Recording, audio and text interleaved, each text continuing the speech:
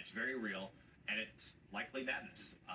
The president and his team, they have made clear they want Greenland. Yes, force still remains down the list of possible options, but they're not ruling it out. And right now, they've activated a National Guard unit in Alaska. If you look, a lot of the DOD, DHS, social media imagery right now is all like troops in winter, sort of foreboding Greenland type imagery, perhaps. And Applebaum, there are no Republicans in Congress, at least not yet publicly, really putting themselves in front of this. Privately, they're communicating, hey, we don't think this is a great idea.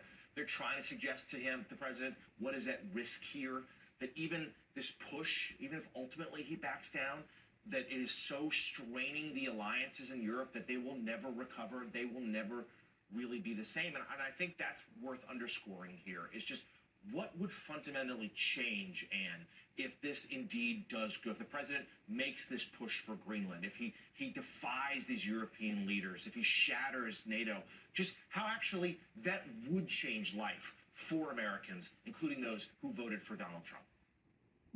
So let's think ahead. What would it look like if the United States were to forcibly occupy Greenland? U.S. troops would land there, the Marines would come in, they would kill some Danes, maybe some Americans would die. And then what would they do the next day? I mean, if they were Russians, they would arrest all the politicians, they would shoot people for speaking Danish in the street, they would have a fake referendum to rubber stamp their presence. Is that what Americans are going to do? What is it going to look like? How are we going to force Danish people to become American? How are we going to take over their healthcare system? We're going to say no more Danish healthcare, and now you have to sign up for the ACA. I mean, think through the steps of what this looks like. Think about the disaster it would create, and then think about what some of the retaliation might look like.